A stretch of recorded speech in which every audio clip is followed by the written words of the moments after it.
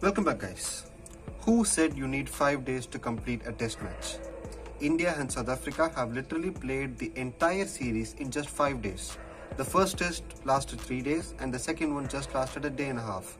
And to be more precise, both the test matches have been completed under 14 sessions. So the major reason for this test match being like this is that the pitch curators have watered the wrong part of the pitch before the toss. So that is one point. And the other thing is that just imagine if the same type of test match happened in India, what would have been all the cricket pundits and experts would have been talking? They would have blasted us in Twitter saying that India are taking the home advantage to the next level and preparing pitches biased to them. So according to those type of experts, what they're trying to say is that if the ball starts to turn from day one, they'll name it as a dust bowl. India are making pitches according to their advantage.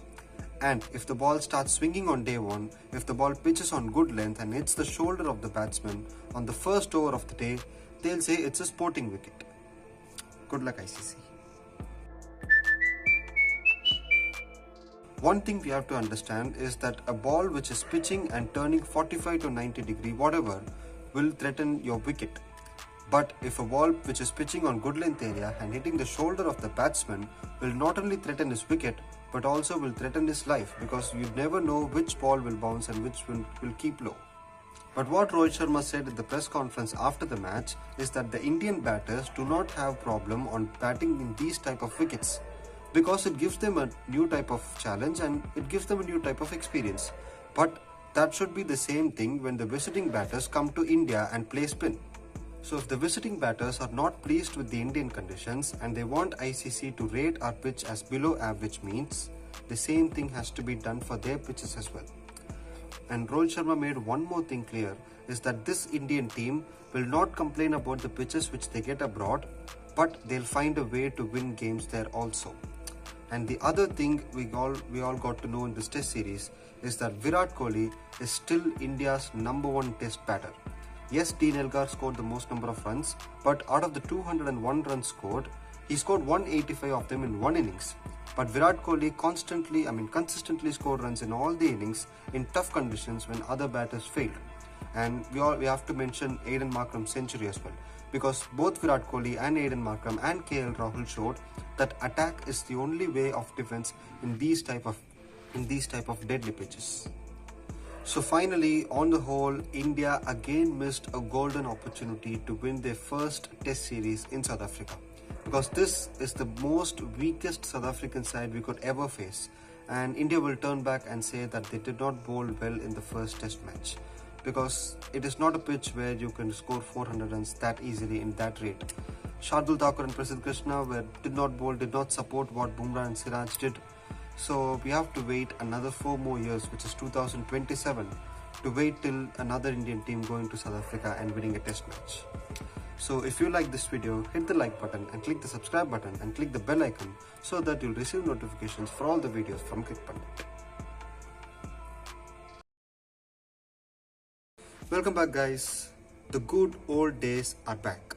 The Ro-Co combo is back in T20 internationals after more than 400 days.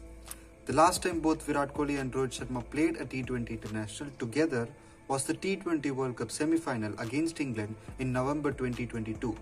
But now, both these have decided to play this format again with one goal in their mind, and that is to win the T20 World Cup 2024 in the Caribbean. Before that, if you haven't subscribed to Cricpundit, click the subscribe button. Let's start. So this decision of Rohit and Kohli to come back has not been a smooth one, because it has created a lot of debate in this Indian team. Purely because when these two guys were not around, India tried a lot of youngsters. For example, Shubman Gill, Ruturaj Gaikwad, Ishan Kishan and Yashasvi Jaiswal opened the batting for India. Just imagine, after the IPL 2023, if I said that Shubman Gill will not be a certain for India in the next year's T20 World Cup means, everyone would have asked me to consult a doctor. But that is what's happening now, because Gill's form in the last 6 months has surely dipped. But in this period, there's one player who has made a case for himself. That is Yashasvi Jaiswal. Both Gill and Jaiswal are completely contrasting batters to each other. because Gill takes 15 to 20 balls to get settled and then scores big. But Jaiswal on an average just plays 15 to 20 balls and makes the same impact, which takes the pressure off Rohit Sharma and gives the extra balls for Suryakumar Yadav to play his natural game. So going with the current form, Rohit Sharma will definitely play the World Cup as an opener alongside with Yashasvi Jaiswal unless he has a really poor IPL. And then Suryakumar Yadav, who was playing at number 3, will move to number 4, making way for Virat Kohli. Yes, there are complaints about Virat Kohli with his strike rate, especially when India bats first and sets a target. They say India play conservative cricket and keep a lot of wickets in their hand and then fail to score big in the death overs. But that is the truth, because that is exactly the same thing happened in the last time the T20 World Cup. But we all know what Virat Kohli could do, what type of player he is, and of late Virat Kohli's white ball form has been excellent, especially his record in West Indies is also good, and we need experienced batters in West Indies because we all know what happened last time when India travelled to West Indies and played a T20 format, T20 series where India lost 3-2. So Virat Kohli will play at number 3 with Rohit Sharma opening the batting, and they will have explosive batters on either side of them. There are 2 other players who are getting affected with the return of Virat Kohli and Rohit Sharma. One is Tilak Varma. Look, Tilak Varma has done a reasonable job in whatever opportunities he's got, and the other thing is Tilak Varma can bowl. There's not a lot of Indian batters who can bowl. But with Virat Kohli at number 3, Surya at number 4 and Hardik at number 5, I don't see Tilak Varma getting a chance in the middle order. And the second one is KL Rahul. The chances of Rohit Sharma, Virat Kohli and KL Rahul playing together in a team in T20I is literally zero, because India have started to overlook KL Rahul as a T20I batter, and they have a lot of options. They have Sanju Samson, they have Jitesh Sharma, they have Ishan Kishan, and I'm not even talking about Rishabh Pant.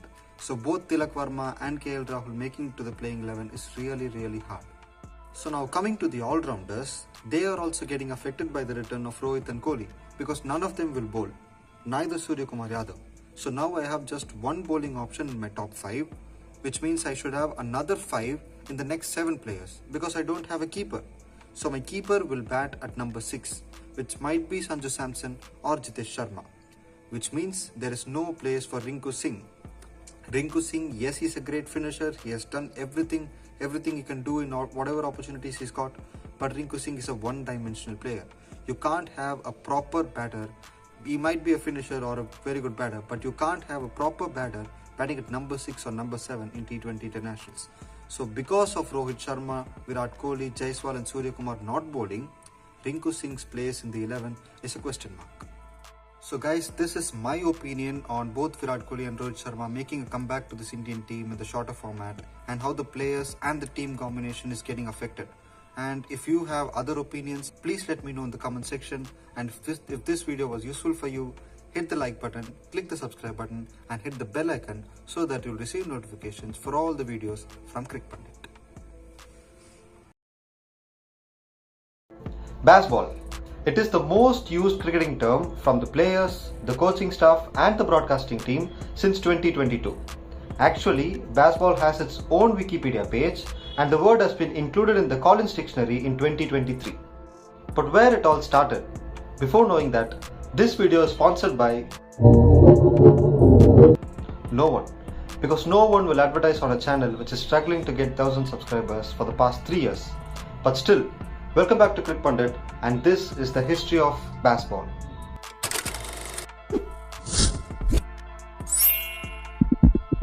The invention of baseball dates back to the start of 2022. England were going through their roughest phase in Test cricket in the past 3 to 4 decades. They have just won 1 out of their last 17 matches. This includes a thrashing series defeat against India in India, and they were trailing India in their home series 2-1. And also a 1-0 defeat against the Kiwis at home and a 1-0 defeat in the Caribbean, and the cherry on the top was the most embarrassing Ashes series in Australia. As a result of all these bad results, 2 major things happened. The first one was Ben Stokes was named as the Test captain after Joe Root stepping down from the position. And the second one is actually the root cause of this video. Chris Silverwood was sacked from the position and ECB took a while to announce their next coach. Various top-level international coaches were interviewed, and finally, the former New Zealand skipper Brendan McCullum was announced as the head coach of the Test cricket team alone. So now this is where the actual story starts. Unlike other cricketing nations, the fans and the media people in the United Kingdom lay more emphasis on Test cricket, which means the topmost prioritized format for them is the longer format, because the number of games they play while comparing to the other teams is significantly higher. In order to stop the fans from losing interest from Test cricket, the English Test team led by Ben Stokes and Brendan McCullum decided to invent a new method to play the game, and that is called baseball. The main motto of baseball is not only to win the game but to entertain the fans. Irrespective of the result, the fans who are coming to watch the game should be entertained. For that, they have to eliminate one type of result, and that is draw. Win or loss, draw is no more an option at all. So the English Test team will try to win the game or will lose the game while trying to go for a win. So for this to be adopted, certain players were selected and certain players were rejected. Players with the aggressive mindset were selected, players with defensive mindset were rejected. And the perfect example are Dom Sibley, Rory Burns and Ben Duckett and Zach Crawley. The 3-match home series against New Zealand in 2022 was the first assignment for Ben Stokes and Brendan McCullum. Exactly a year ago, the same team was criticized for not going for a win but playing for a draw when more than 270 runs were needed in the final day with all 10 wickets in hand. They ended as 170 for 4 in 70 overs at 2.4 runs per over. But this time, the same situation arose in all the 3 games and England chased down the target with a run rate of more than 5 in all the 3 games, forcing a result. And guess what? This is just the beginning of baseball. Their next assignment was the one-off test against India, which is the continuation of the Pataudi Trophy, which England were trailing by 1-2. Winning this game is the only option to prevent a series defeat against India at home since 2007. But India though posted a huge first innings total and set them a target of 378 with 7 sessions to go. But England applied the same approach and bossed the chase and won the game with more than 2 sessions and 7 wickets in hand, and proved that baseball will work against the mighty Indians as well. England finally lost their first game after baseball in the first test match against South Africa by an innings and 12 runs. But they continued to play the same way and won the next 2 games with huge margins. Eventually they won the series 2-1, and then came the series against Pakistan. This was an historical tour because England were travelling to Pakistan for the first time in the last 17 years. And this is also their first assignment away from home after baseball, that too in subcontinent. What followed was more exceptional as England clean swept Pakistan 3-0, and the manner in which they won these games was more remarkable because they scored more than 500 runs of the first day of the series and then picked up 10 wickets on a flat pitch with more inexperienced spinners. So the pitches provided by Pakistan were more batter friendly, and it helped the England more than them. Harry Brook was the find of the series for them. In the return series against New Zealand in New Zealand, England won the first game by an innings and lost the second one by just 1 run, which prevented them from winning a test series in New Zealand after 15 long years. And England became only the second team to lose a test match after enforcing the follow-on. This result proved that winning and losing is just a part of this approach, but entertaining the fan is the prime motive. Then came the biggest test for this team, a home Ashes series. A lot of hopes were there for this England Test team to bring back the urn, because it has been 8 long years since England have won an Ashes. The last Ashes series had a bizarre start when Rory Burns was bowled by Mitchell Starc in the first ball of the series. But this time, it was a crunching cover drive by Zach Crawley off Pat Cummins, and that boundary set the tone for the rest of the series. England lost the first 2 test matches with fine margins. They won the third one, the fourth one was washed out, but they won the fifth one to end the series in a draw as 2-2. This was one of the most competitive Ashes series since the famous 2005 series. Yes, Australia retained the urn for the 4th consecutive time, but England denied another Ashes series win for Australia in England since 2001. Some say that England lost the series, or rather they lost the first 2 games because of baseball, but I would say that England won the next 2 games because of baseball. Actually, people have misunderstood the real meaning of baseball. It is not only batting at an impressive run rate. baseball can be applied in all three departments of the game. For example, the moment England decided to chase down huge totals in the final day is the perfect example of baseball with the bat. The decision to bowl short balls and bouncers for an entire session in the Ashes is an example of baseball with the ball. And the field placement which was set for the well-set Usman Khawaja in the first test of the Ashes to dismiss him is the perfect example of baseball with the field. On the whole, baseball has definitely changed the way Test cricket has been played, not only by England but all the other opposition teams. The perfect example is India. Look, they failed to adapt to baseball in the first test, hence they lost the game. But in the next two games, they adopted to counter baseball and now the scoreline is 2-1.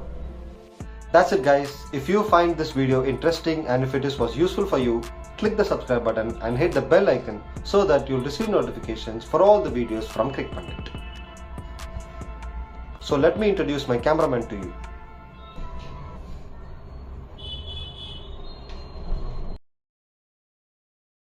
Yashasvi Bhupinder Kumar Jaiswal. The boy from Maharashtra is just breaking records for fun in Test cricket. Just 9 months ago, he made his international debut against West Indies, and here he has become the fastest Indian to score 1000 runs in Test cricket by terms of the innings played, and second fastest by terms of the matches played, just behind Vinod Kambli. And he has also scored the most number of runs in a Test series against England, going past Virat Kohli. And finally, he has scored the most number of runs in a single Test series by an Indian, just behind Sunil Gavaskar. Jaiswal made his Test debut against West Indies last year and scored 170 runs in the first innings he played and also a 50 in the second match he played, and he also won the Player of the Match award for that.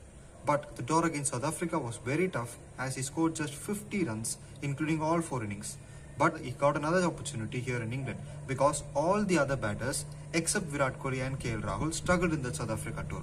But here he is proving his mettle.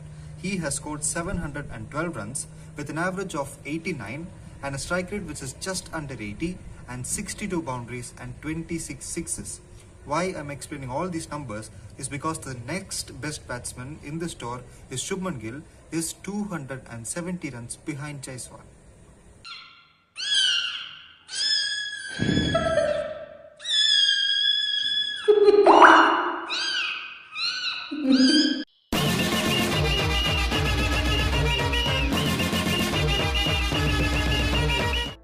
Welcome back guys. The cricket festival called the Indian Premier League is just a few days away and we could see the expectations, the buzz increasing day by day. Will the Chennai Super Kings win their 6th title? I'm not sure. But one thing is for sure is that this will be MS Dhoni's last IPL season. Yes, we've been saying this for the past 4 years since IPL 2020, but if you take a look at his oldest interviews, he has said that if he is going to retire from IPL, his last game would be in Chennai. In this year's IPL, CSK's last league game will be played at Chepauk, and even if they reach the finals, it will also be played in Chepauk because last time they won it. So with his vintage hairstyle and his oldest interviews, this well could be the last year for MS Dhoni in IPL. So in this video, we're going to see the preview of the defending champions Chennai Super Kings. Before that, if you're watching this video for the first time, click the subscribe button and hit the bell icon so that you'll receive notifications for all the videos from Cricpundit. So what happened in the last year's final? Well, CSK had a perfectly written fairy tale finish to the final. Right from Mohit Sharma nailing the first 4 Yorkers and then missing the next 2, only to see Jadeja smashing a 6 and a boundary to win the game. I could still remember the scenes from that day, from that night, like all other CSK fans, when Jadeja won the game and ran around the ground and finally reaching MS Dhoni, and Dhoni himself picking up Jadeja with tears in his eyes. It was perfect. It was so perfect that this victory was on par with the 2011 World Cup victory. Then came the mini auction, right after the ODI World Cup. Before that, CSK released 5 players. First of them was Ben Stokes, who made himself unavailable for the tournament. Next it was Ambati Rayudu, who retired after the final. The next 3 were Dwayne Pretorius, Sisanda Magala and Kyle Jamieson. So after releasing all these 5 players, CSK had a decent purse going into the auction.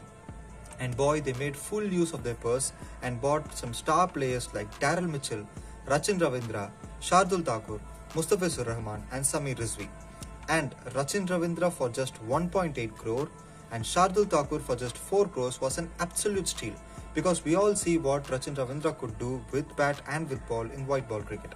And Shardul Thakur was bought for more than 10 crores in the previous two auctions.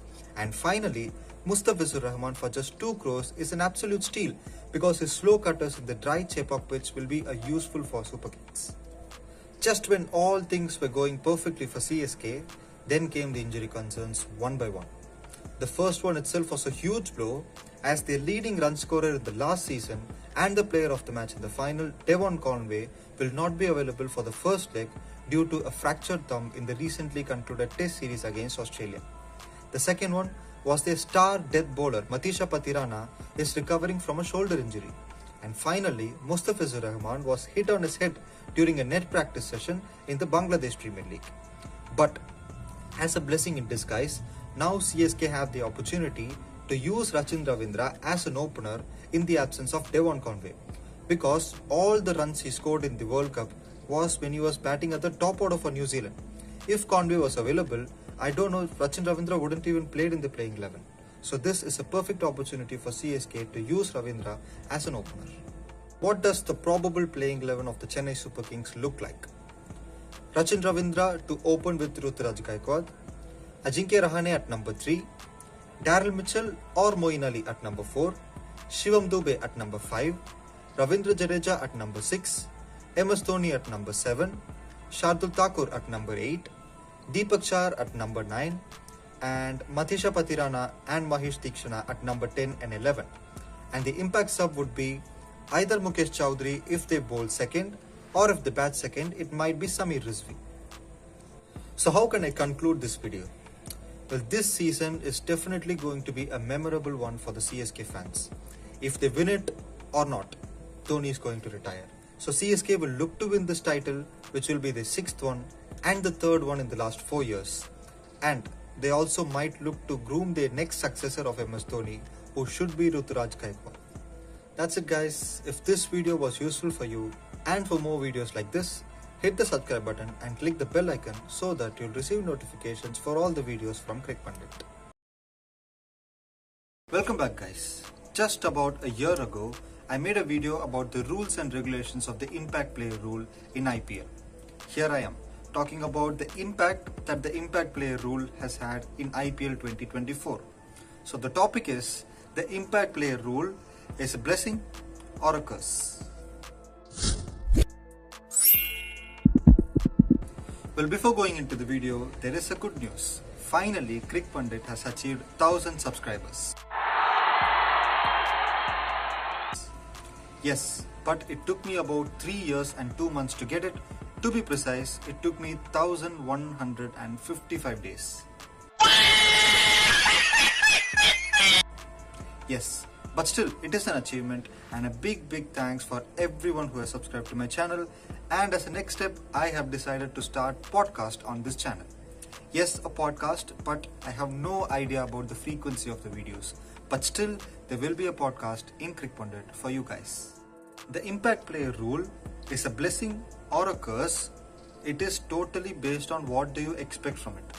If you want IPL to be a 20-over tournament which entertains the fans during the summer vacation, or you want to attract more fans who don't watch cricket, or if you want to fill the stands completely, or you want to break the records of the broadcasting records or the IPL viewership, whatever you want, it is a win for you.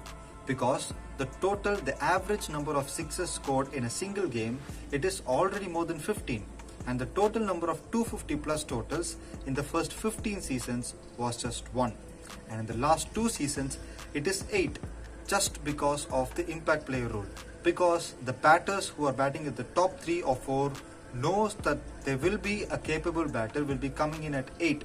So they are taking more risk, which is paying off, so that we are seeing a run fest after run fest in this tournament. Or, on the contrary, if you expect IPL to be that talent scouting tournament which gives new match winners for the national team, no, it's not working. The impact player sub is not working for the Indian team at all. Because what is they lacking? What is that one thing which they don't have? Bowlers who could bat and batters who could bowl. And because of this impact substitute rule, A species called the all-rounders are on the verge of extinction. Yes, it is a bit exaggerated, but that is what's happening. A proper batter is being subbed out by a proper bowler, and a proper bowler is being subbed out by a proper batter. Because of that, the all-rounders just have a few roles to play. Here are the few players who are getting affected by the impact sub rule. First one is Rinku Singh. Rinku Singh at number 5 is what Team India wanted. But Rinku Singh at number 7 is what KKR is giving us. Washington Sundar. Washington Sundar is not a wicket taker with the ball. So SRH is not using him as an impact sub when they are bowling. And Washington Sundar is not a big hitter with the bat. So SRH is not using him as a batter when they are batting. And Shivam Dube. Yes, Shivam Dube is having the greatest of time with the bat. But when was the last time you saw him bowling? And finally, Rahul Tewatia. He is still finishing games for GT with the bat in the death overs. But he has not bowled for GT in the last 2 years, maybe 1 or 2 overs here and there. So players like these who have played for the national team, who have the potential to play for the national team, are not getting utilized completely, or some are just not even getting a chance to play in the playing 11 because of impact sub. Well, the one thing has to be acceptable is that yes, it is fun to watch a lot of sixes and boundaries scored, a lot of wickets taken, huge targets have been achieved and they are being chased down. It is fun to watch every match is going down to the last ball, last over. But still there is a bigger picture coming up. There is a T20 World Cup which is right after the IPL. So the 15-man squad for that T20 World Cup will be selected based on the performances of this IPL. So according to this IPL, Rinku Singh doesn't even get a chance to be in that plane for the T20 World Cup. So will you select Ashutosh Sharma in place of Rinku Singh? No. Will you drop Mohammad Siraj and get T Natarajan, or will you get Harshit Rana for the T20 World Cup? No. What do Team India want? Team India want a backup for Hardik Pandya. Who are the possible backup? Shardul Thakur and Shivam Dube. Shivam Dube hasn't bowled a ball in the IPL for the 2 years. Shardul Thakur has played just 5 games in the last 2 years. So where it is going, the impact sub is completely not working for Team India in the longer run. The other one solution that I could give for this situation is that a team could have 2 playing 11s. One is if they bat first and the other if they bowl first. So they can name the playing 11 based on the toss, based on the result of the toss. It's all because I don't see this impact sub rule in the longer run in the IPL, because we all know there's a big mega auction coming up next year and a lot of players would be retiring, the composition of the teams would be changing. So I think it's just this might be the last season for the impact sub. So that's it guys. Please let me know about your thoughts on this impact sub rule, whether it is working for you or not working for you. And once again, a big thanks for the first 1000 subscribers of Cricpundit. You guys are unique, and there is a podcast series coming in here in Cricpundit, and please do watch out for that. Welcome back guys. You could feel something different with the audio, right? Yes, I got a new bike. Sorry, I got a new mic. Here it is. Just in order to increase the quality of the audio, I've got a new mic. And if you ask me when I'm going to increase the quality of my content, it's a work in progress. So but for us, this video is concerned, we're going to look about the flop 11 of the Tata IPL 2024. So before that, let me announce my playing 11 first.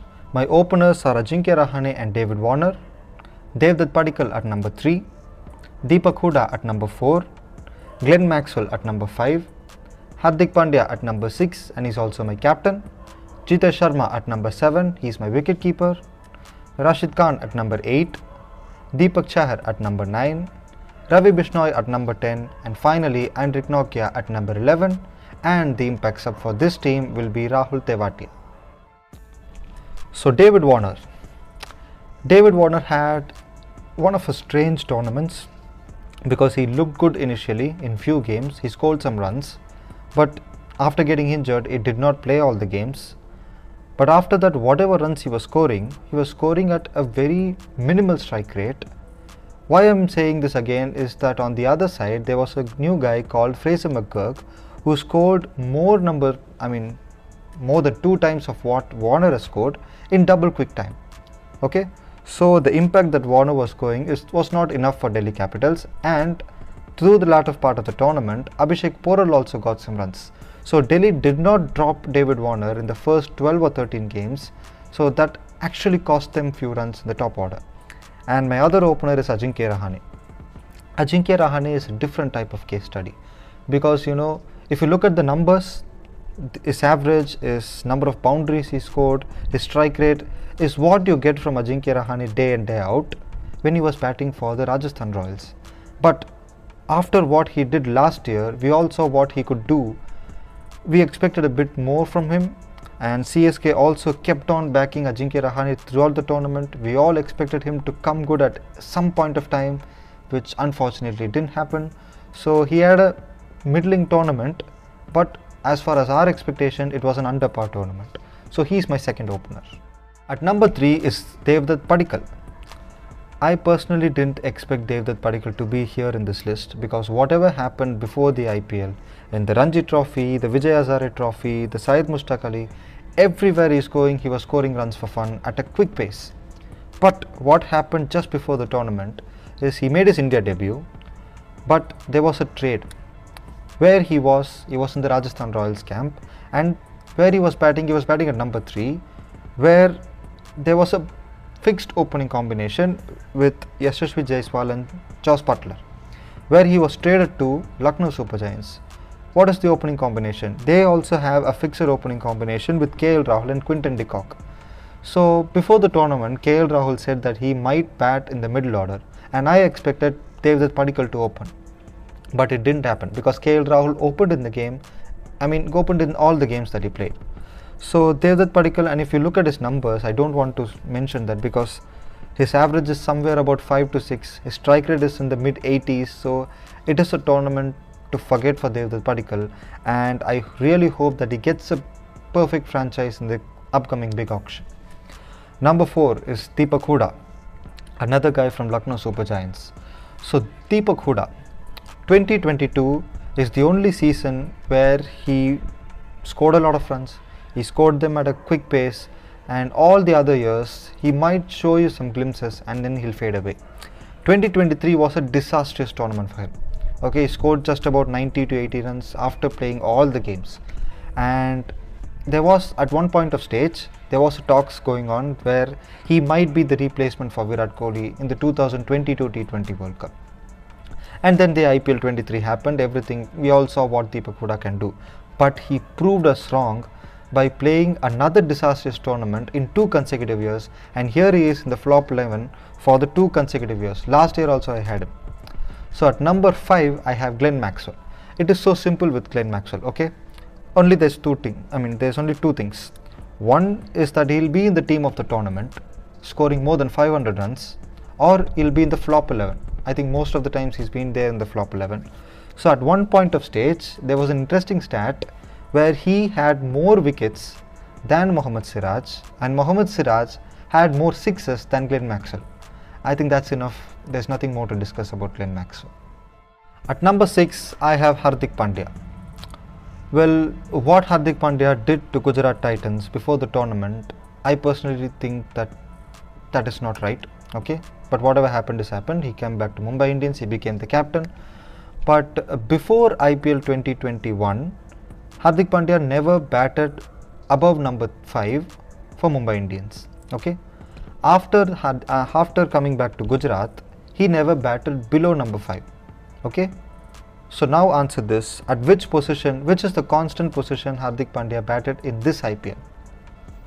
There is no answer, because there is not even one position he batted for 3 consecutive games. Okay, at one game he'll go at number 4, and the other game he'll go at number 7. So as a result of that, his batting in this tournament went nothing. Okay, he just scored about 210 or 15 odd runs after playing all the 15 games, and that is not enough for a top order batter. In the bowling department, I think he had a better tournament than last year in terms of the number of wickets taken. I don't know about the impact of those wickets, but in terms of pure numbers, he picked up more wickets, and I also felt that he was bowling a bit well in the back end of the tournament. Why he is my captain? Because the team which he led, Mumbai Indians, is at the bottom of the table. As simple as that. So Hardik Pandya at number 6 will be my captain. At number 7 is my keeper Jitesh Sharma. Before the start of this tournament, Jitesh Sharma was one of the few wicket keepers who were in the talks of the T20 World Cup. A possible spot there, maybe somewhere.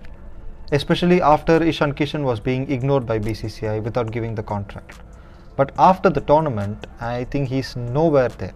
Because if you look at the numbers, and you could always see he was given the opportunity, because most of the times he batted at number 4 or number 5, and you could see him getting out often after facing 2 or 3 deliveries. I personally think that he's going hard too early. So I think Jitesh Sharma has a lot of work to do to get into the reckoning. And my number 8 is Rashid Khan. I mean, literally no one would have thought that Rashid Khan will be there in this list. But here he is, and the major reason for that would be his back surgery. He has lost a bit of pace in that, and he has remodeled his action a bit. And what is that one strength of Rashid Khan? The pace that he which in bowls. He will not allow the batter to come down the track or to sweep. But that one over he bowled to Will Jacks in that game against RCB is a perfect example of his tournament, how it went. Will Jacks was coming down the track to him. Will Jacks log swept him. Will Jacks hit a couple of 6 on the back foot over mid wicket, and all these things happened in 1 over. So his length and line, everything was all round the park in this tournament, and I hope he comes back in the next year, and I hope he'll be retained by the Gujarat Titans. At number 9, I have Deepak Chahar. Deepak Chahar, after becoming the highest paid player by CSK in an IPL auction, he has given nothing. He did not play the 2022 edition. He was on and off throughout the 23 edition, did well in the last few games, and in 2024 edition, he did not play the second half, most part of the second half. Well, Deepak Chahar, what do we feel about Deepak Chahar? He's a swing bowler. He swings the ball in the first 6 overs. Sometimes he'll bowl the first 4 overs on the trot, swings the ball, picks a couple of wickets. But what has happened is that he has started to bowl a lot of off-cutters and leg cutters in the back end of his career. And I don't see CSK retaining him. They might buy him back for a lesser price in the auction. We'll see. At number 10, I have another leg spinner in Ravi Bishnoi. Before the start of the tournament, yes, there's one more player who was doing really well before the tournament, and he finds himself in this list. Before the start of this IPL, Ravi Bishnoi was the number 1 ranked T20 bowler, and I would say that he was underutilized in this tournament. He did not bowl his entire quota in many games, and there was also one game where he bowled his first over in the 14th over, and he was not able to bowl his 4 overs. The second point is that we always expect a leg spinner to do well against a right-hand batsman. But because Ravi Bishnoi bowls a lot of googlies, the right-handers have started picking up and slog sweeping him. So he's my number 10. And finally, my number 11 is Anrich Nokia, the final overseas player. Remember, Nokia was retained over Kagiso Rabada by Delhi Capitals before the 2022 IPL auction. Since that, I think he's just played about 20 games, including all 3 seasons. He has never played a complete season each and every game. Okay? Just one stat to sum his career, to sum his tournament, is that he has given 140 runs in the 6 overs that he's bowled in the 20th over. He's bowled the 20th over 6 times, and combining all these overs, he has given more than 140 runs. I think this one piece of stat is enough to sum his career up. And finally, the impact sub for this flop 11 is Rahul Tewatia. Again, I've spoken a lot about Rahul Tewatia and that impact sub rule video itself. I've given the link in my description.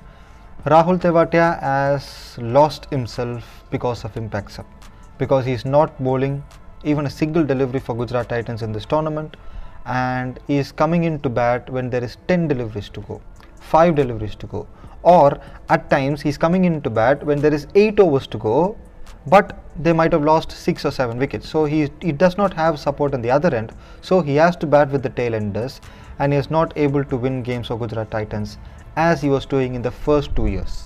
So that's it, guys. So this is the flop 11 according to me, according to Cricpundit, of the Tata IPL 2024. And if you feel that there are a few more players who have been left out, you have to be included in this list, do drop in the comment section. And if you have to say something about the audio quality and the mic, you can say it. Thank you. Welcome back, guys. So, first of all, this would have been the most ugliest I have ever been in my channel, because this video is not a planned one. I have no script for this. This is actually not there in my schedule, and there is no intro, outro, and there's no body in this channel, in this video, and I'm not going to ask you to subscribe. I mean, it's not going to be that regular videos. I'm not going to talk about any numbers. You definitely would have known what happened last night. I'm recording this video the day after India have won the T20 World Cup, and I just wanted to let out my feelings, whatever I wanted to say, because it's been hard. It's been hard for the past 11 years, especially the last 5 to 6 years. The way that the Indian team has dominated the league stages, and when it comes to the most important game, the knockouts, we fail.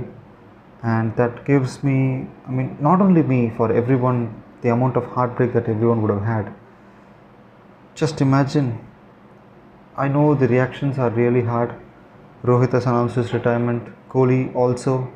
We've lost two legends, but I think it is the time for them to go out in a good way. Look, the last 11 years, year after year after year, I always think that this is the tournament for India. We have the team to win the World Cup, and that continues till the league stage as well. But in the knockouts, you know what happened. And after that heartbreak, I always think that okay, I'm done with this, and I'm not going to take cricket seriously here after this. We have to take it as a sport where the good team on that day will win, the other team will lose. But right before the start of the next tournament, everything is back to normal. But this time I'm so glad that finally India have made justice to their talent and what they could do in an ICC trophy. And I'll tell you, this is the start. Okay, we will definitely win a lot of ICC tournaments in the coming years. And look, the last two tournaments, the ODI World Cup was fabulous for us, and up until the league stage. And personally, I feel that the final didn't happen for myself. I know what happened there, but I'm not going to talk about that. According to me, the final is rained out and the trophy was shared. I'm not going to talk about that part, that 19th November. And look, there is no 19th November 2023 in my calendar. But this particular tournament, what has happened, there is no one player who has carried India. Up to an extent, you might say Bumrah, but no, Bumrah did a really great job. But he was also supported by other bowlers as well. Right from Rohit Sharma, his captaincy is a separate thing, and the amount of runs he has scored might not be a world record score, but against whom did he score those runs? The first game he started by a 50. The first game of his tournament started by 50 and then went for a lean patch. And then the two big games in the semi-finals and the game against Australia, he scored runs. On the other side, Virat Kohli. The one lesson that I've learned is that never ever doubt Virat Kohli. I personally thought that Virat should have batted number 3 and Shivam Dube should not be in the 11. He has to be replaced by Yashasvi Jaiswal. So it all proved wrong. He proved us wrong. So never doubt Virat Kohli. He scored 75 runs in the first 7 games and he scored one more run in the final. So they are the clutch players.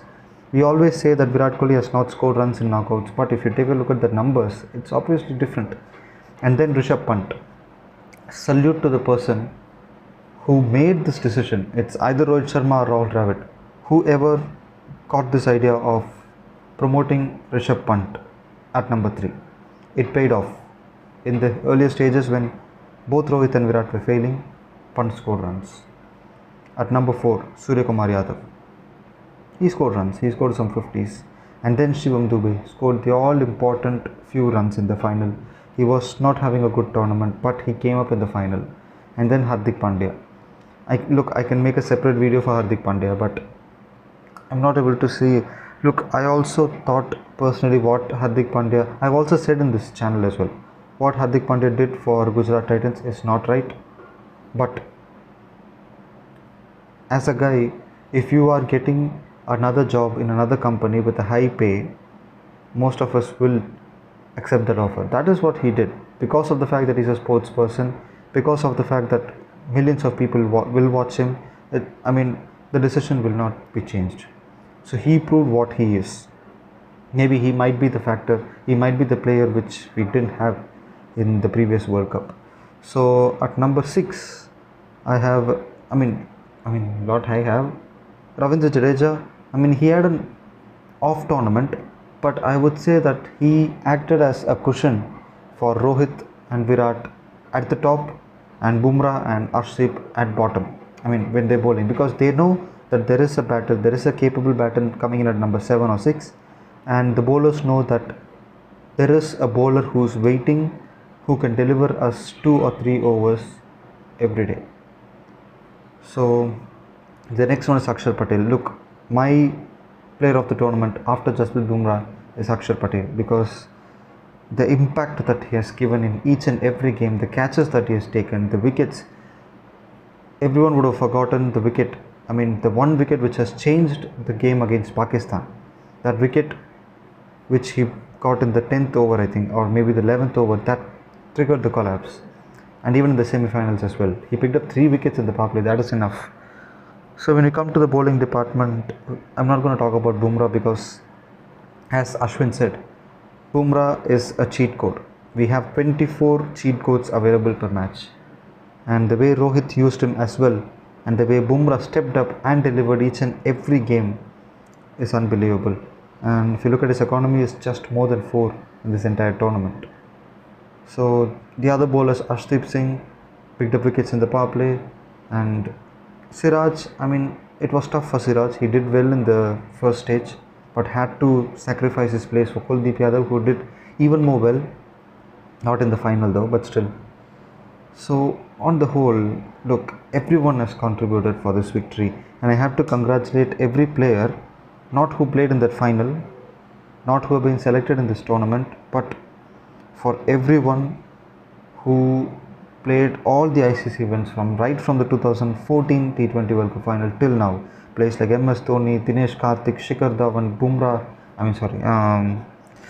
Bhuvaneshwar Kumar, Mohammad Shami, Ravi Ashwin, all these guys deserved an ICC trophy, and I am sure that they will be happy at somewhere else by watching this team performing like this. And Robin Uthappa said in Ashwin's YouTube channel that this is the year of karma, and it is quite matching, because what has happened, this one particular victory has been a fairy tale for a lot of guys. Just imagine what Rahul Dravid did. 2007, the same Caribbean, the same World Cup, he lost his white ball captaincy, and after 17 years, he is back at the Caribbean, winning the World Cup as a coach. Chak De India vibes are coming here. And the other one is for the whole Indian team as well, where it all started, the term chokers, the modern day chokers started for India. It all started 10 years ago in a T20 World Cup final by losing to Sri Lanka, where it ended 10 years after in a T20 World Cup final against South Africa. We were defending a part total on that day also, but still, I mean, I could just keep on talking about this. Look, I just don't know how to put it out. There's a lot of things in myself that I want to talk, but not able to put it out not able to find the right words to match it. But I know everyone is celebrating this victory, and I always wanted to thank the players who have not played here but have contributed in the backstage. So that is it. I just wanted to say thanks to everyone for these Indian players, and thanks for all the fans for backing this Indian team. One thing I have to mention is that the 2023 World Cup was a perfect one for us to end this drought. But after that disappointing final, I could feel I was disappointed. I could feel all the Indians fans were disappointed in the social media, but no one criticized the players, because the brand of cricket India played throughout the tournament was top notch. It's just that one day didn't happen for us. Thank God that one day didn't come here. Everything clicked for us, everything worked. So I think I think it's enough. I've been talking for a long time. So that is it. That is it. Thank you for Rohit Sharma, Virat Kohli, everyone, Ravindra Jadeja, Bumrah, Akshar Patel, everyone, Rahul Dravid, the bowling coach, Paras Mambre, Vikram Rathore, the fielding coach, everyone. Thank you so much. Oh my god, it's Cricpundit. Please wear headphones for better audio quality. But my question is, why do we need a mega auction? The one thing which mega auction kills is the loyalty of a fan or a player towards a franchise. For the betterment of the tournament, a mega auction is a must. Welcome back, guys. Well, it has been just a couple of months ago the IPL 2024 concluded, and there is another 8 more months to go for the next season. But the IPL fever has already begun. That is because there is a mega auction coming up later this year. We could see all the news and rumors going around the auction, but my question is, why do we need a mega auction? So, in this video, I have discussed about all the drama that is going around the mega auction, and if you're watching this channel for the first time and you haven't subscribed it, please subscribe to Cricpundit for more quality cricket content like this. Well, recently BCCI had a meeting with all the 10 teams, owners, captains and the coaching staff, and there were a lot of suggestions being given by them which are impressive. For example, one team wanted the number of retentions should be 4 to 6 with 3 Indians and 2 foreigners, and another team wanted no retentions but 8 RTM cards. This move is a bit interesting. And another team suggested that a mega auction could be conducted once in every 5 years. Okay, let me give you a small brief about the RTM. Well, RTM is the right to match option in which a team can buy back its own player at the auction even though if another team wins the bid.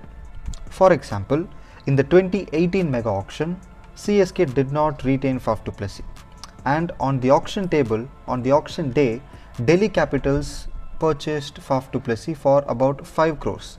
Then CSK used their RTM option on Faf du Plessis and got him back by paying those 5 crores to Delhi Capitals. So a team can buy back its own player by paying the amount which another team won the bid. So by using this 8 RTM card option, the market itself will decide the value of the player and none of them will be retained. So what is the problem of a mega auction? It is unfair for certain teams, because from the fans' perspective, it is really tough to see your favorite player going to another team, and it is really hard to keep tracking all the transfers which are happening year after year after year.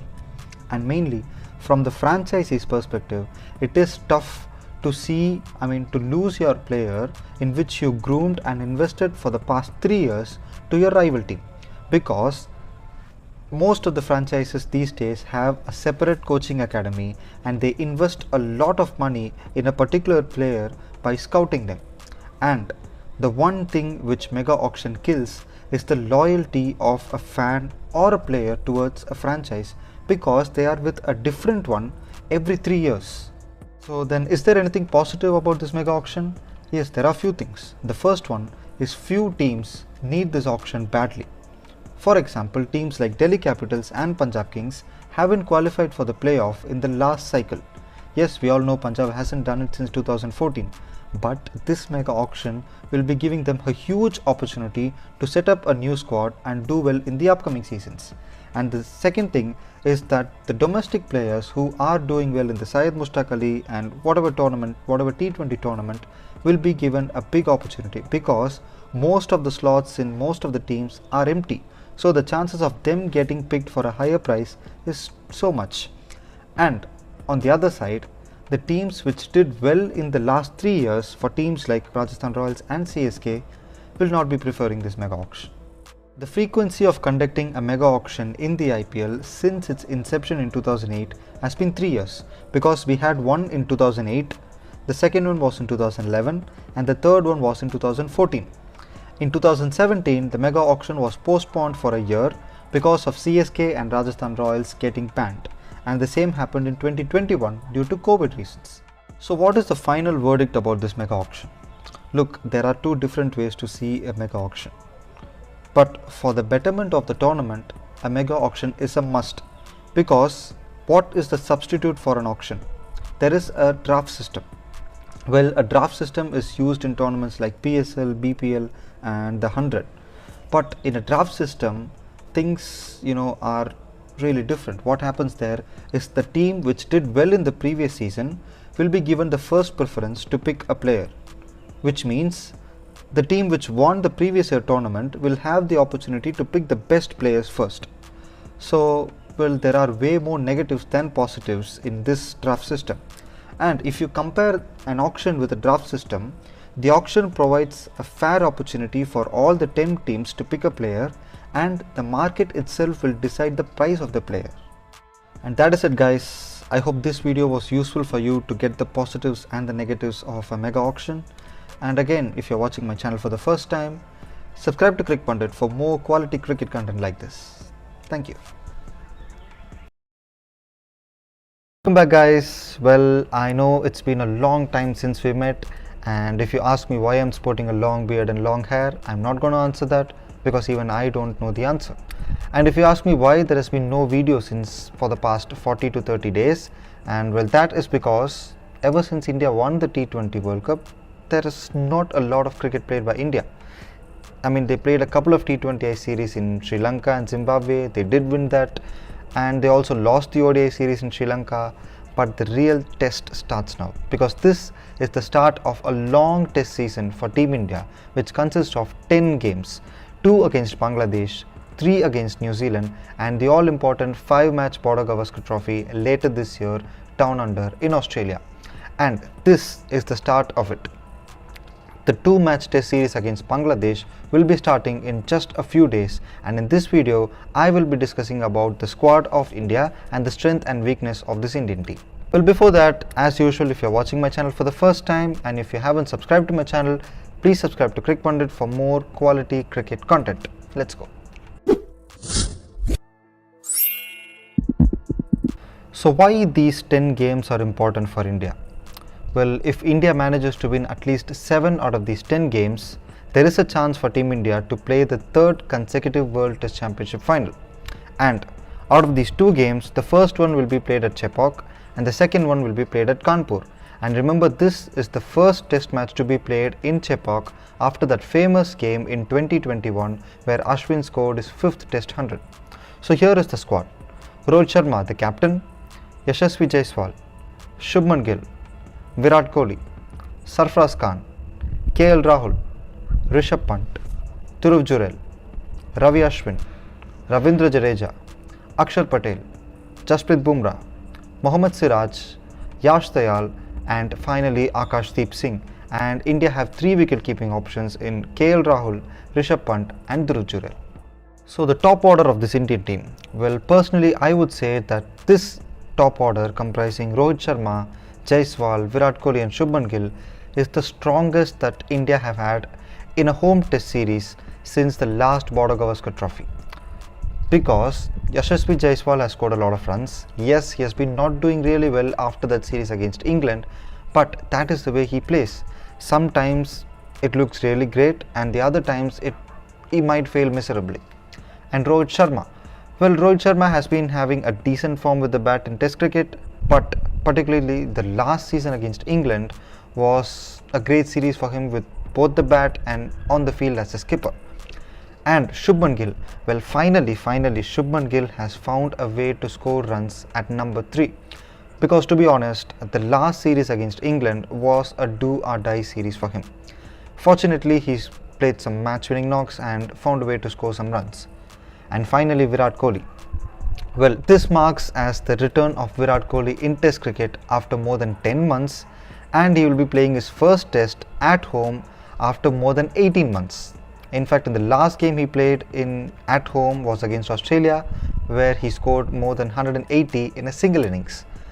Well, of late there has been some criticism against Virat Kohli on the gameplay that he has against the spinners. Well, he has been getting out more too often and the strike rate is also under 40. That is a thing to be considered, but on the other side, Bangladesh also have some really good spinners in the name of Mehdi Hasan and Shakib Al Hasan. Well, that is enough. But this is a perfect opportunity for Virat Kohli to put all the doubts to rest. So now if we come to the middle orders and the keepers, well, this current middle order of this Indian team is completely different to what they had in the previous tours. And I think in fact this is the first home season for India without Cheteshwar Pujara and Ajinkya Rahane for a long time. So their replacements are Sarfaraz Khan, KL Rahul, Dhruv Jurel and Rishabh Pant. And the other two players in which India ignored is Shreyas Iyer and Devdutt Padikkal. Well, so now if we look at who are the keepers, well, India have three keepers in KL Rahul, Rishabh Pant and Dhruv Jurel. But I think Pant will start the series and he might play the entire series, because even before his tragic accident, Pant just needs a single session to change the game, and he has done it multiple times. He has done multiple games. I mean he has won multiple games for India with his attacking batting. So I think he will play the entire series. I'm not sure about the 3-match series against New Zealand. And the next thing is Dhruv Jurel. Well, in the absence of Rishabh Pant and in the limited opportunities that Dhruv Jurel has got, he has performed exceptionally well, and I think he won the Man of the Match award against England in a game, I think. So, but unfortunately he have to leave the way for him. And KL Rahul, again another player who has done well in the absence of Rishabh Pant. He has been keeping wickets for a couple of games in South Africa, I think, but I am pretty sure that he has not been considered as a keeper in this particular series. The all-rounders and spinners. Well, in this series India have picked up 3 spinners, Ravichandran Ashwin, Ravindra Jadeja and Akshar Patel, and Kuldeep Yadav will also join the list as a 4th spinner, and there is no fast bowling all-rounder yet. So considering the pitches that India will get in here in Chepauk and Kanpur, I think India will look to go with 3 spinners. Ashwin and Jadeja are sure starters. Who will be the 3rd spinner? I think the answer for that question would be Kuldeep Yadav. I personally think India will look to use the variety of Kuldeep Yadav, and with also Ravindra Jadeja also being there in the 11, and at times he has also been batting at number 5 or 6, I don't see a point in playing Akshar Patel here. And the one more advantage that Kuldeep Yadav has is that the Bangladeshi batters wouldn't have faced a lot of left arm wrist spin, especially in red ball cricket.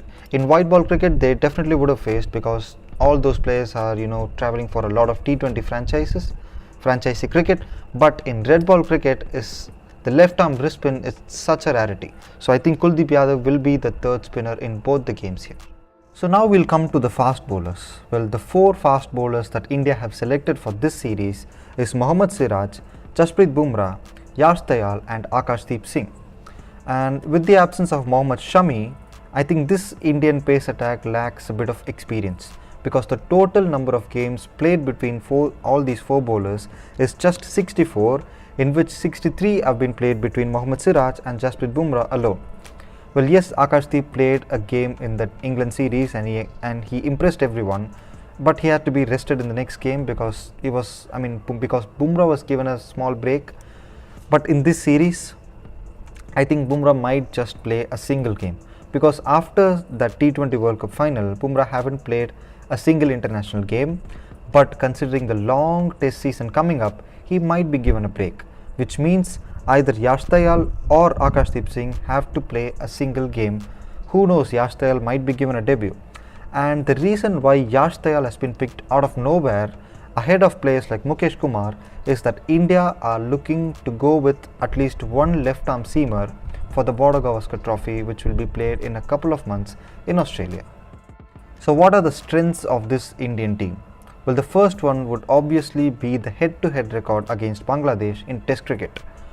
In all these years, both these teams have played 13 times, in which India have won 11 and the rest 2 have been drawn. Bangladesh are yet to win a single game against India in Test cricket, and in the last 5 games India have won all the 5. But in the last series that these 2 teams have played in Bangladesh couple of years back, yes, India won that game 2-0, but India had to work really hard for those 2 victories.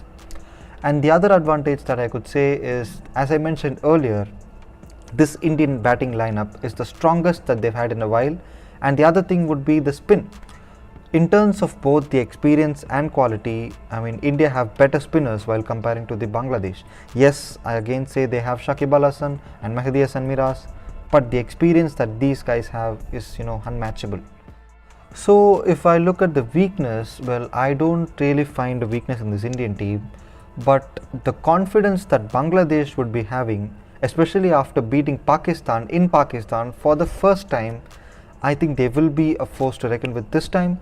And if I had to point out one thing, that would be the inexperience of this Indian pace attack, as I mentioned earlier.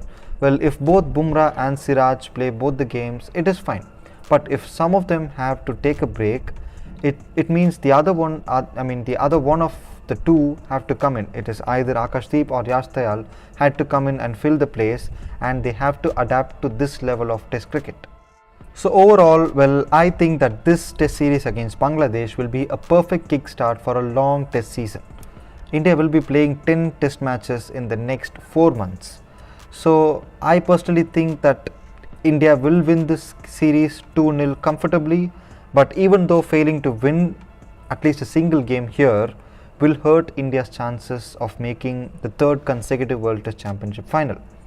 And as far as this channel is concerned, I will be attending the first test match at Chennai, and I will try to cover this game. Well, definitely I won't be able to go for all 5 days, but I'll be trying to go for day 3 and day 4, and I really hope Bangladesh bat well, because that is the only way that this game will go to day 4. So that is it. As usual, if you're watching this channel for the first time, subscribe to Cricpundit for more quality cricket content. Bye until then, thank you. Hey guys, welcome back to another video from Cricpundit. So, the one announcement for which all the IPL fans were waiting for is finally out. Yes, BCCI have given the rules and regulations for the retention policy for the mega auction of IPL 2025. So without wasting any time, let's start. Well, before that, as usual, if you're watching my channel for the first time, hit the subscribe button and click the bell icon for more quality cricket content from Cricpundit. So the first thing is that a franchise can retain a maximum up to 5 players. Yes, it is same to what happened in the previous mega auction, but the difference is there is no ratio between the overseas and Indian players.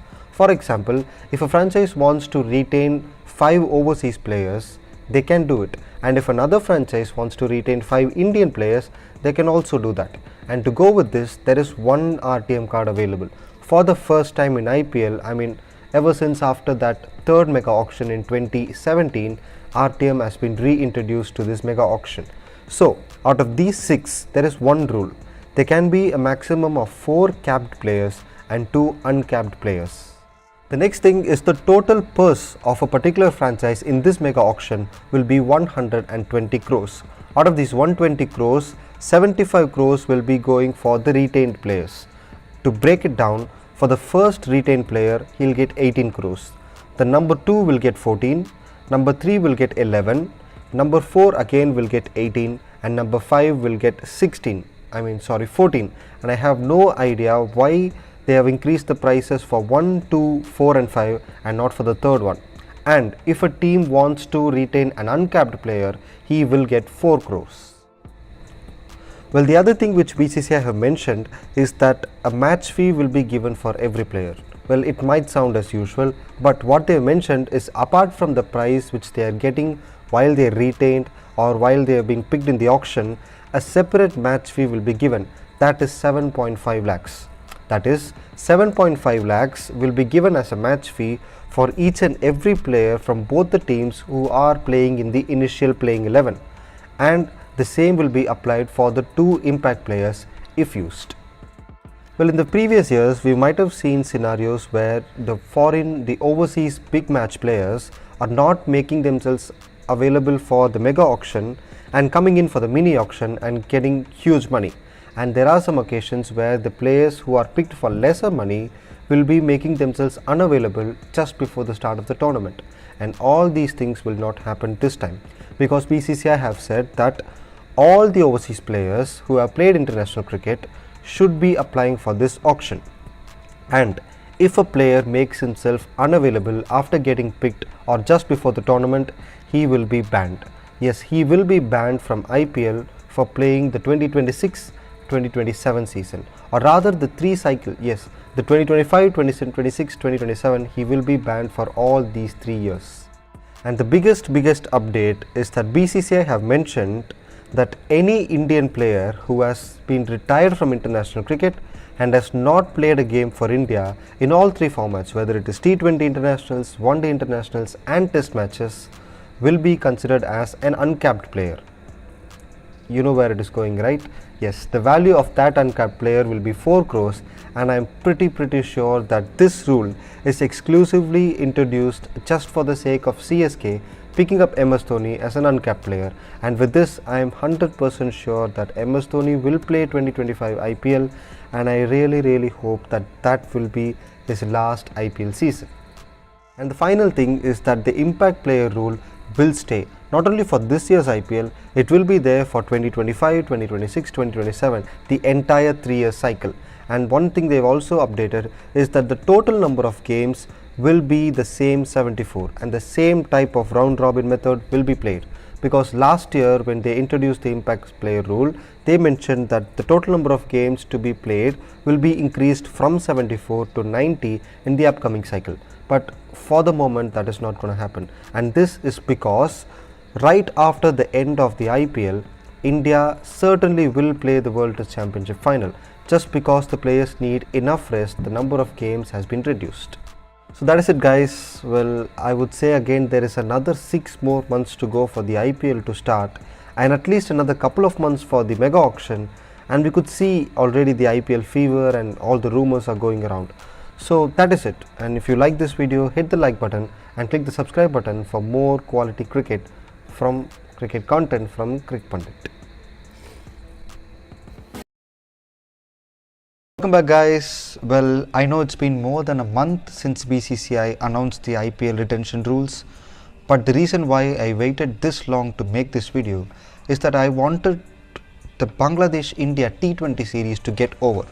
So in this video, we will be discussing about the possible retentions ahead of the mega auction. So before that, let us do the rituals. If you are watching my channel for the first time, subscribe to Cricpundit for more quality cricket content. Let's go.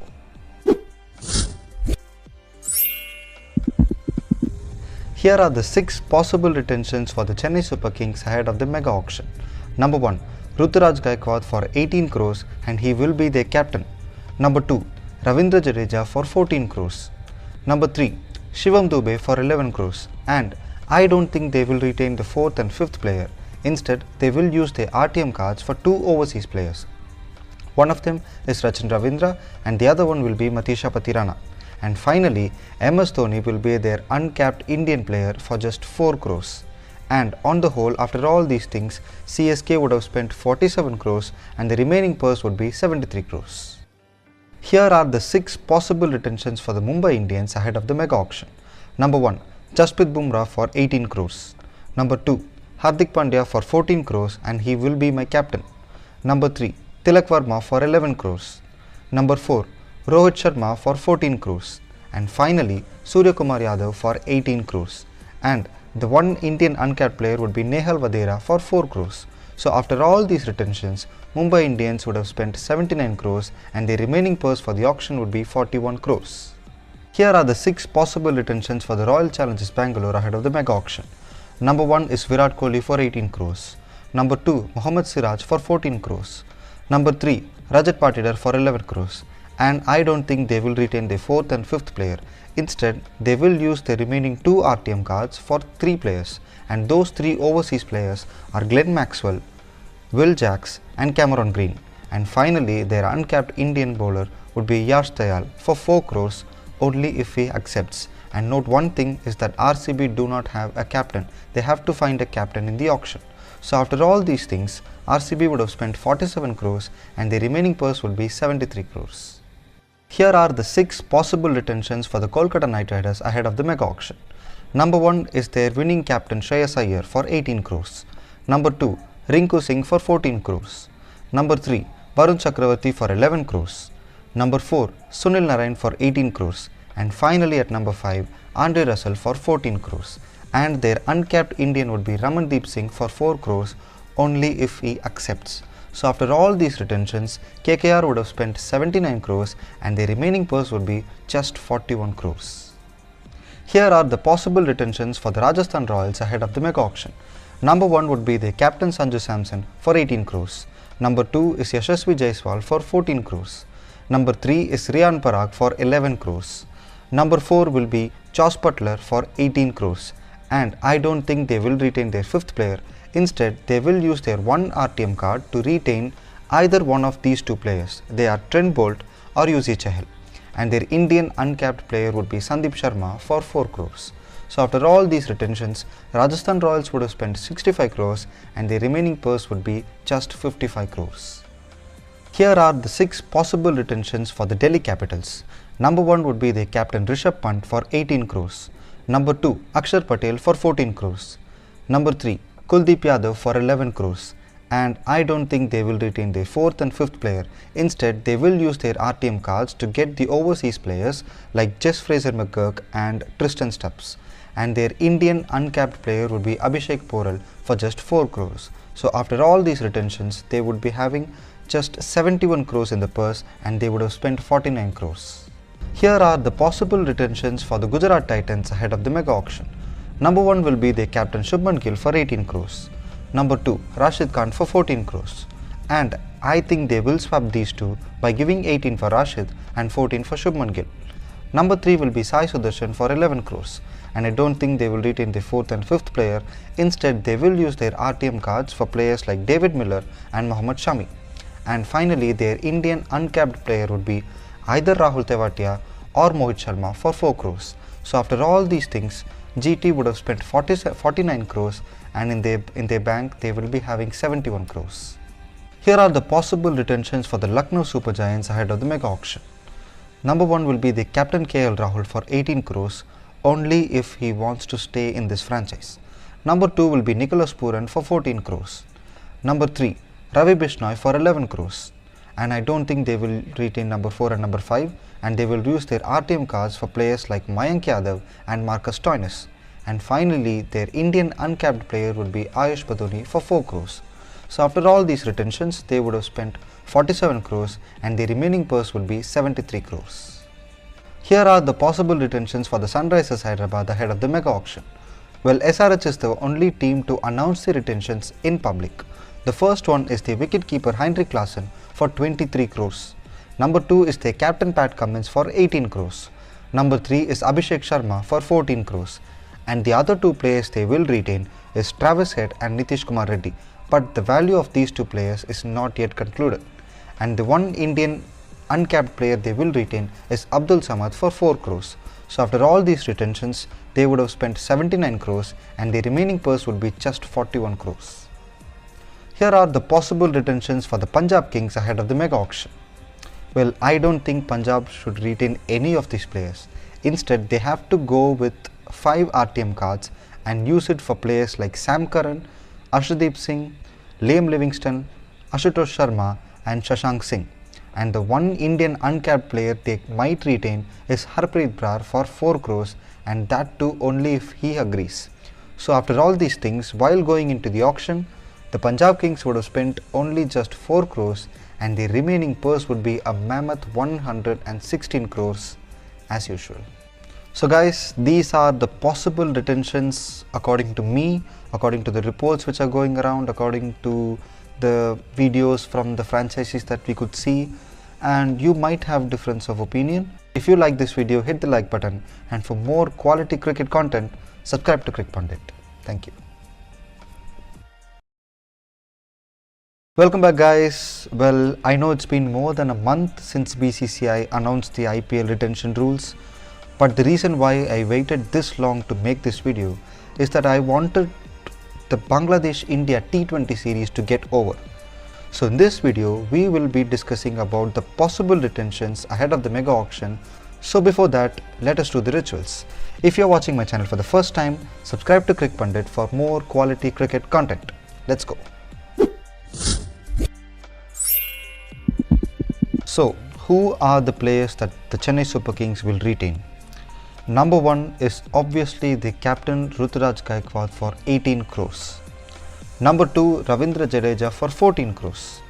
And I hope that Jadeja will not have a problem for being retained for 14 crores instead of being paid 18 crores ahead of Ruturaj Gaikwad, because things have not been good for Jadeja as captain of CSK, and as a captain I personally think the captain should be given the first priority, since Gaikwad will be retained for 18 crores, and I really think that the difference of 4 crores will not be mattering for Jadeja, because he has been a CSK player over the years. He has been playing for CSK since 2012, for the past 13 years.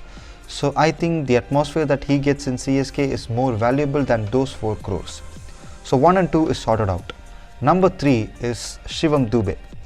I have a huge temptation to go for Matisha Patirana and get him for just 11 crores. But there are no many Indian finishers in the market. So if Dube goes into the auction, he'll definitely fetch more than 11 crores.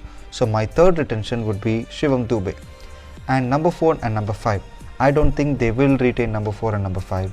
Instead, they will use their RTM cards for players like Matisha Patirana and Rachin Ravindra. Well, I'll discuss about Ravindra later. Matisha Patirana will be the 4th retention, or rather the 4th player to be retained as an RTM card, because I don't see another bowler like Matisha Patirana in the market. Maybe Nuwan Tushara is another one, but there is a great difference between the quality of these two players. So Patirana is number 4. Finally, Rachin Ravindra. I know that many of you guys will be keen to go for Devon Conway. He did really well for us in 2022 and 2023, but Rachin Ravindra is our future. I'm making this video after his match-winning performance at Bengaluru. The way he plays the spin, and he's also a bowler for us. Well, we don't need another wicket-keeper until we have MS Dhoni, because I'm coming to that. He will be the uncapped Indian player. So while looking ahead of the future, I don't think Devon Conway will play the IPL for another 5 years. But I can see Rachin Ravindra playing IPL for another 8 to 10 years. So Rachin Ravindra will be a huge investment for us going in forward. So Rachin Ravindra will be my 5th retained player, as my RTM card will be exhausted. So finally, the Indian uncapped player is MS Dhoni. There is no other option. In fact, we all know that this rule is particularly being insisted there just for MS Dhoni to play this season. So that is it. Number 1 is Ruturaj for 18. Number 2 is Ravindra Jadeja for 14. Number 3 is Shivam Dube for 11. Number 4 will be Matisha Patirana by using RTM. Number 5, Rachin Ravindra again by RTM. Number 6 will be MS Dhoni for 4 crores as an uncapped Indian player. So guys, these are the possible retentions according to me, according to the reports which are going around, according to the videos from the franchises that we could see, and you might have difference of opinion. So if you like this video, hit the like button, and for more quality cricket content, subscribe to Cricpundit. Thank you. Welcome back guys. Well, I know it's been more than a month since BCCI announced the IPL retention rules, but the reason why I waited this long to make this video is that I wanted the Bangladesh-India T20 series to get over.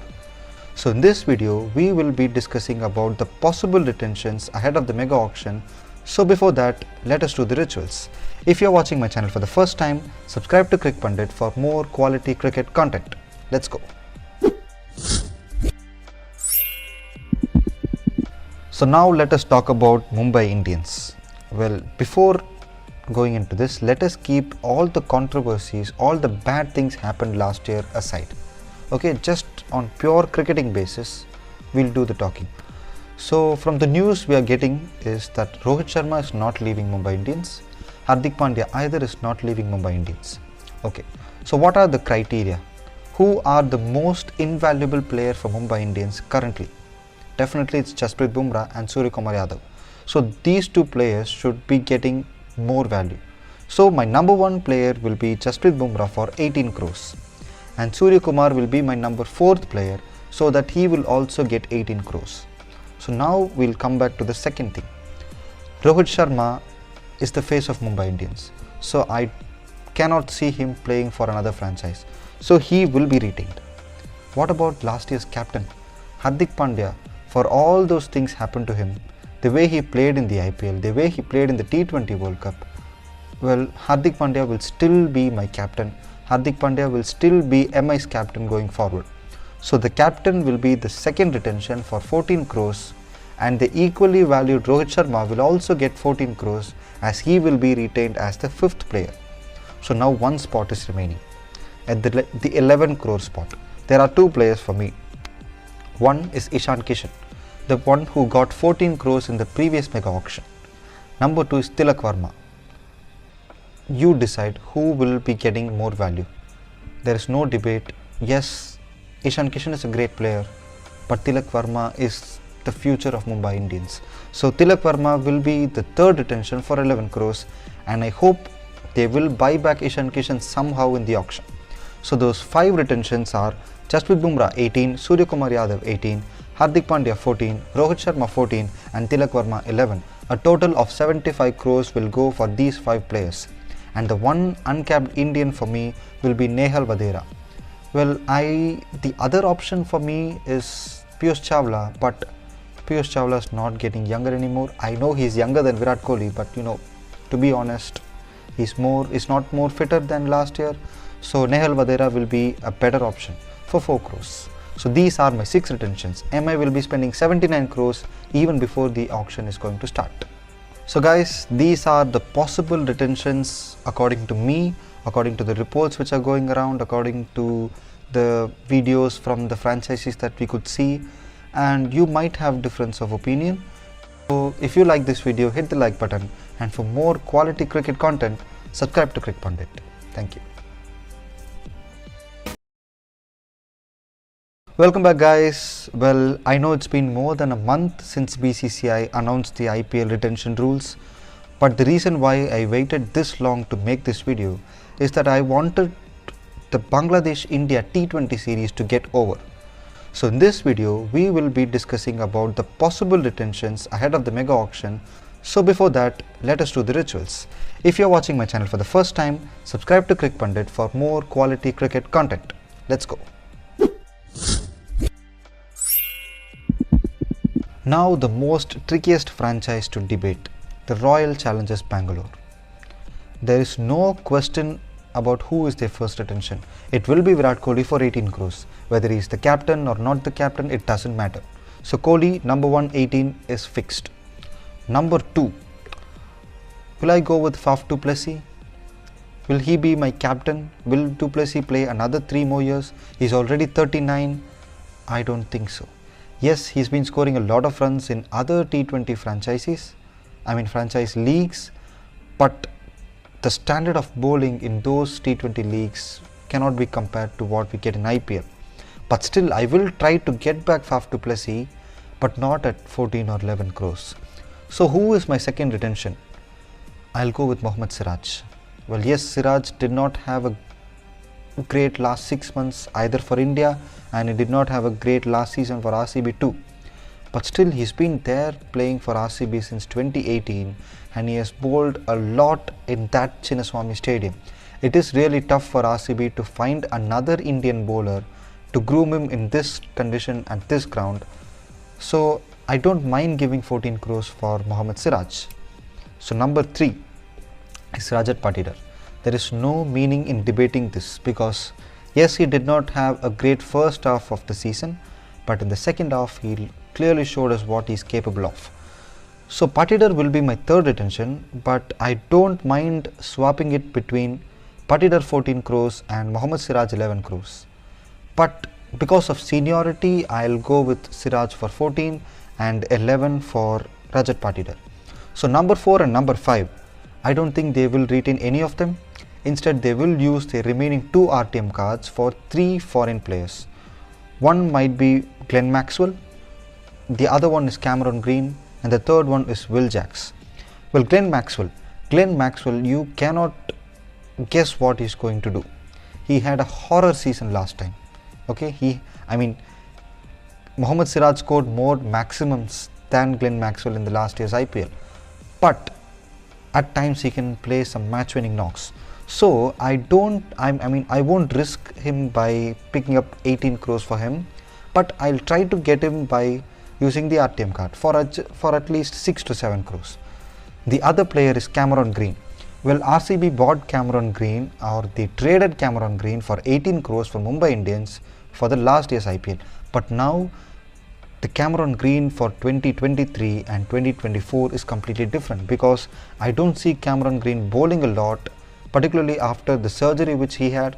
So he's now a one-dimensional overseas player. So I won't give him 14 or 18 crores for him. So I will try to retain him. And finally, the one worthy player for those 14 crores is Will Jacks. But still, after that one century against Gujarat Titans, I have not seen him play a lot of match-winning knocks in any of the T20 franchise tournaments.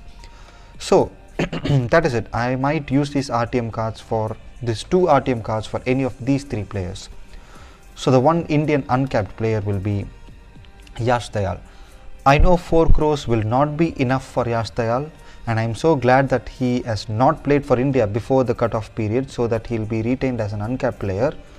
But considering where he was after that 30 run over, that 30 runs from 5 balls against Rinku Singh, RCB got the faith in him, picked him in the auction, and now he is transformed into a completely different bowler.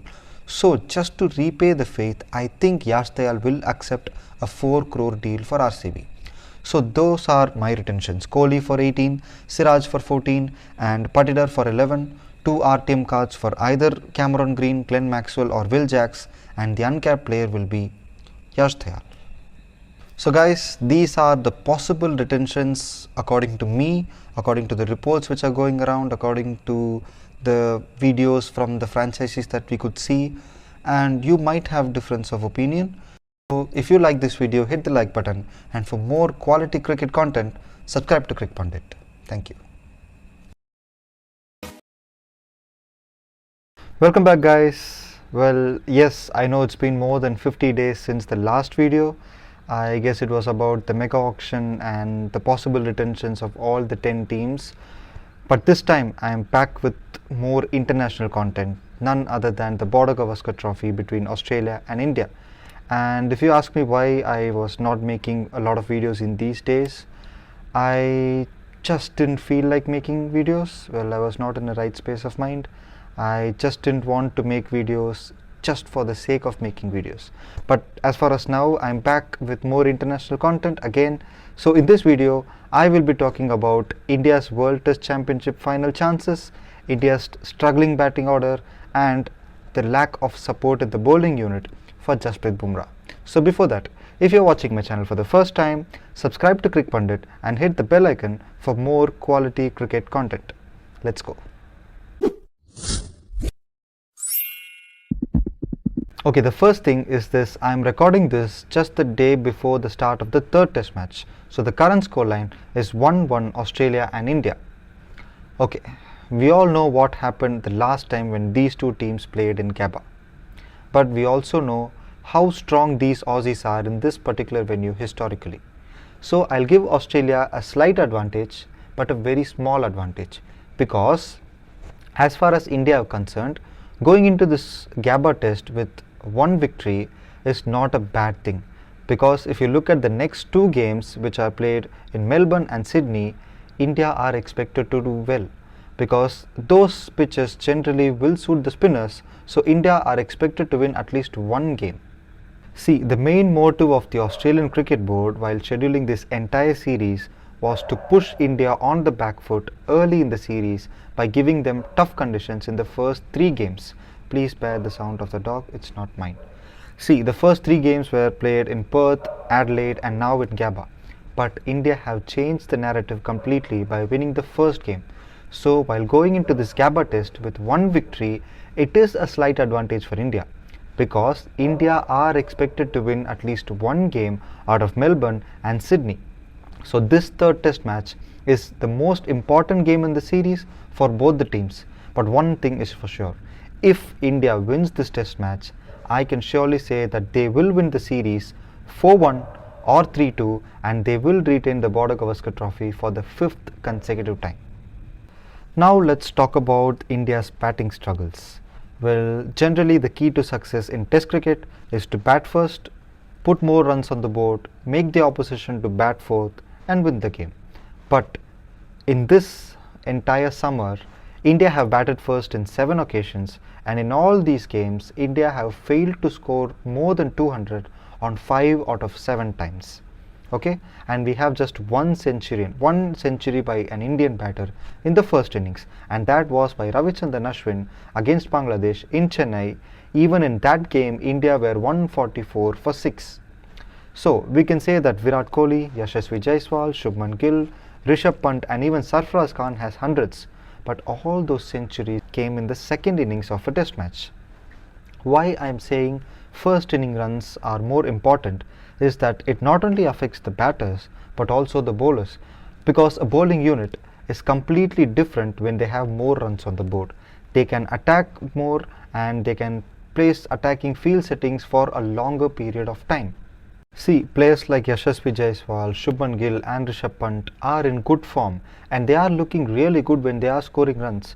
But we need consistency. They have to convert these good starts into big daddy hundreds to put more pressure on the Australian bowling attack. And scores like 180, 150, 175 all out is not going to be enough for this Indian bowling attack to bowl out the Australian batting lineup even when they are out of form. Now let's come to the bowling attack. Well, the one reason why this series is hanging in at 1-1 is because of India's bowling attack, because they have been exceptional. And well, I think I don't need to talk about Jasprit Bumrah because he's in a completely different league, supported by Mohammad Siraj, who is being good while comparing to his form before this series. But when these two bowlers are going through a difficult spell, we need the other bowlers to make the inroads. We need them to trouble the batters. But in this case, we have Arshit Rana, who was good in the first innings of the first game, but he has been very expensive in all the next 3 innings because, at one stage, the spell that he bowled to Travis Head made him comfortable and then he punished all the other bowlers. So, our 4th seamer is Nitish Kumar Reddy. See, Nitish Kumar Reddy is a good seamer. He's a good backup 4th seamer. He is economical, but he's not looking threatening. He is not making the batters, he's not giving enough trouble to the Australian batters. He is not looking like he's going to get a wicket every ball. So there is a big mismatch with the top 2 bowlers and the next 2 bowlers. So now let's come to the spinners. Unfortunately, India can't play 2 spinners. So they went with Ravi Ashwin, who was very good. He bowled really well. He just didn't give away enough runs. He just didn't give away many runs. But he created a lot of chances. At least one of them could be taken, then the game would be completely different. But he was not supported well by the fielders. So this shows that the Indian bowling attack is lacking a quality 3rd seamer. And if you want to know the answer for that is Mohammad Shami. Look, it's been more than a year since Shami played an international game. And well, he played 1 Ranji Trophy game and played 7 Syed Mushtaq Ali games, which is a T20 tournament, but it's completely different. But he was able to bowl his entire quota of 4 overs in all these games. But I don't think Shami will come to Australia and play the next 2 games and risk his fitness for the upcoming games. So one thing I could say is that India's bowling is more important in the coming 3 games, and the other bowlers other than Jasprit Bumrah has to support him to win games for India. So with the place in the World Test Championship final at the stakes, India cannot afford to lose even a single game. Especially with South Africa started winning more games. They have won games against Sri Lanka and against Bangladesh. The dream of India making a hat-trick of World Test Championship final might be shackled. And look, we all hope that the Indian batters come good finally and make a lot of runs, help India to win this game and take a lead in this series. So if this video was useful for you, and if you're watching my channel for the first time, subscribe to Cricpundit and hit the bell icon for more quality cricket content. Thank you.